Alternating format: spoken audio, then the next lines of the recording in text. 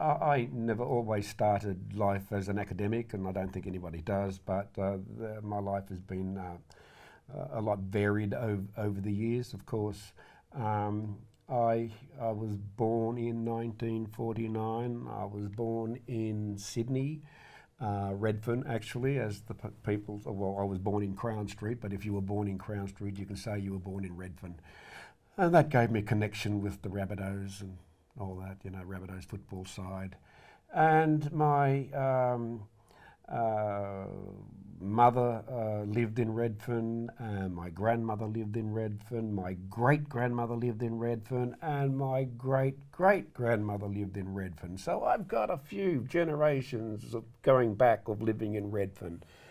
And I was given to my grandmother around about when I was about 8 months old. So my little feet did not touch concrete, my little feet did not touch asphalt, my little feet touched the earth in my homelands called the Wonnarua area of Newcastle. And since my research, I've found out that I'm from the Gringai clan of the Wonnarua in the Hunter River Valley, and so my little feet touched that earth first. And I'm quite proud of that. So it was my grandmother that brought me up, and in my generation, like born in the 1940s or late 1940s, I'm no different to a lot of other people, young women, men who were brought up by their gran. But my upbringing on that hill was varied, a little bit different to living in Redfern, of course. We had a whole hill overlooking the township of Singleton. There were platypuses in the creek, there were wombats, there were kangaroos and little paddy melons and wallabies and all those sorts of things. So I got to, play with some of them. A lot of them were very stuck up and would jump away from me, of course, and all those sorts of things. But we had the Hunter River, of course. Nan would, we'd get our water from the Hunter River. The shack that we lived in had no electricity, no sewerage, or running water, as I said before. And we had to get our water from the Hunter River. That was one of my jobs, to get the water, always make sure there was firewood around, and do chores for Nan around the place and all that. So we certainly lived in poverty, of course, but it was a happy poverty. We knew what we knew how to live. I was given instructions for there. And the old girl, when I say the old girl, that was my grandmother's mother, Harriet. She's my great-grandmother. She would try and tell me things, some of the language of the old days, and she was the first woman that told me about what a kuri was, or what Murong Burai was. Murong Burai was good boy, Yadiki Burai was bad boy, and all that. So she told me these sorts of things. And on a couple of occasions, Nan would say, "Oh, stop talking to him like that. That's the old language. We're not talking about that anymore." And she would turn around and tell her daughter to, "Shut up, Jean, I'll tell him what I want to tell him." But she started to talk to me about things like that, and she started to tell me about what it was like in her day, and when she was growing up on a place called St Clair Mission, not far from Reddenberry Hill. It was one of the missions, or Singleton, where Aboriginal people did live.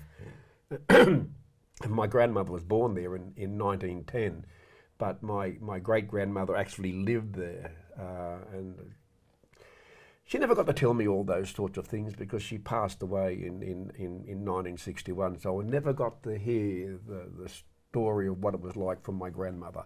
And we're here today to learn more about you, but also to learn about your perspectives on Indigenous philosophy or Aboriginal philosophy. Yeah. But once I started to look at the history that was written about my people and Australian history and all those sorts of things, because the only histories that I could look at were the histories that were written by non-Indigenous people. So I was looking at all those perspectives, and I'm thinking, well, these things did happen. I got to understand why Aboriginal groups were treated like they were treated, because the people that came had no idea of what sort of people we were. And they looked at us through the eyes of where they came from England, from Germany, from wherever else that who were the authors of those particular books. And when it comes to an Aboriginal philosophy, there were people were telling us what sort of philosophy that we would have had, or what they believed our philosophy was. If you know what I mean? Yes. And but we did not have the voices then, because we were not trained enough to write our own voices down on paper and be published. So there was very few of us. The first writings that I ever read were the writings of Wonnarua Nation, Kath Walker, the late Kath Walker, and of course Charles Perkins, Kevin Gilbert, when he first wrote about his book, Because a White Man Will Never Do It, and all those sorts of things. I started reading that, oh wow, there are Aboriginal people who can write, so we started to look at those sorts of things. But an Aboriginal philosophy, it was all what a lot of non-Indigenous perspectives thought that this should be the philosophy of how Aboriginal people should think, do or say. We've got to look at what they were writing. And of course, a lot of them had jaundiced views about Aboriginal society. No one was going to write about Aboriginal society in those years in a positive sort of way when they wanted to take the land off us. So we've got to look at, especially my area, where the white people came from the 1820s. Previous to the 1820s, we were born free. We had a traditional lifestyle. And we didn't have to survive. We lived because we knew how to live. We knew where the resources were, the forms that flew, the forms that hopped, the forms that crawled and slithered. We knew where they were, and we were free to get them. But after the 1820s, we were not.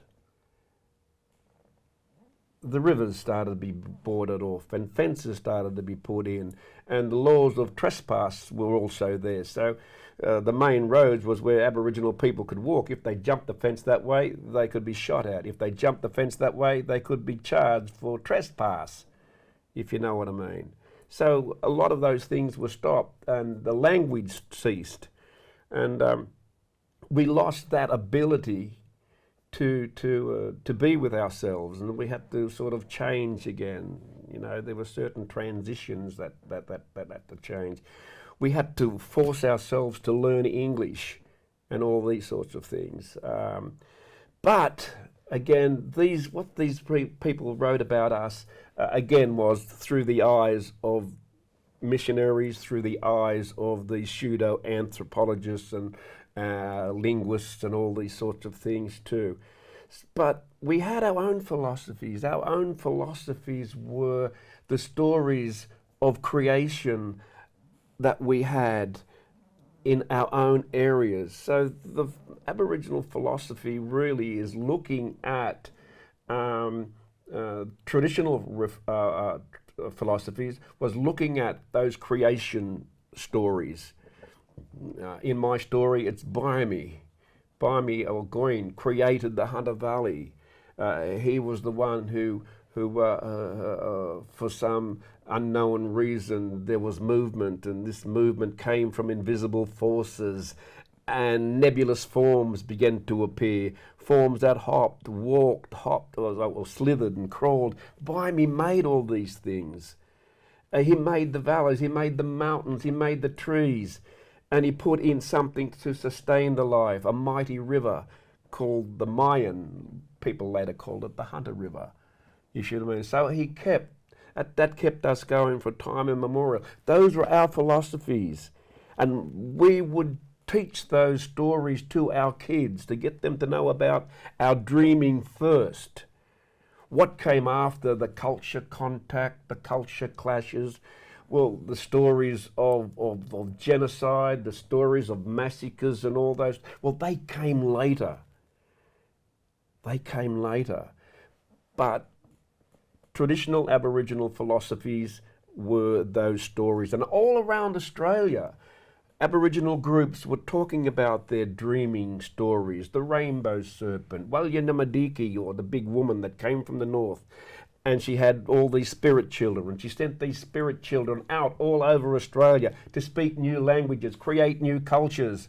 And the rainbow serpent, it slithered its way all the way through Australia, and from its mouth all these spirit people came out, and they went and did the same thing and all those sorts of things. So there's many stories all the way around Australia. And we got to own these stories through the song lines, the storylines, the trade routes that went all over this country. Down the east coast, down the west coast, and right through the middle of Australia. You know, it got to be places where Aboriginal people discovered, Aboriginal people did not own, because we don't believe the land owns us, like it's the land our mother and all those sorts of things. We don't believe that sort of thing. We believe the land owns us. The only Aboriginal philosophy that I can think of are those ones who can, the elders of our society, who know a little bit about the creation of their society, the creation of their homelands, and they can talk with knowledge, and they can hand that down, just as I have been handed down a few things about my how the Wonnarua was created. I did not have to read all about that. There are a few things that were handed down to me about that, especially when you're living with your great grandmother, who did not tell me everything, but she told me a few things in language, of course. But as I was going through that, I was looking at it, I said, who's these names? Now, who's that woman's name? Oh, that's Auntie such and blah, blah, blah. And who's this? Oh, that's Uncle such and blah, blah. And who's this? And then it hit me. I had the history of my ancestors right before me. Wow, going back as far as it could go, back to the 1840s, back to 1847, when my great-great-grandmother was born.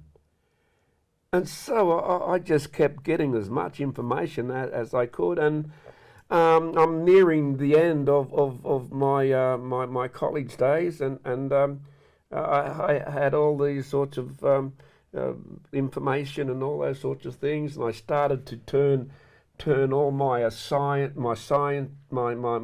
course in humanities. I started to write about myself, my traditional self, my people, how they were in the contact years, how they were in the culture clash years, all for the Hunter Valley. But then I had to go further, so I spread it New South Wales wide. So you can take James Wilson Miller or James Miller off the cover here and put another Aboriginal name on it, and in microcosm that story would read the same.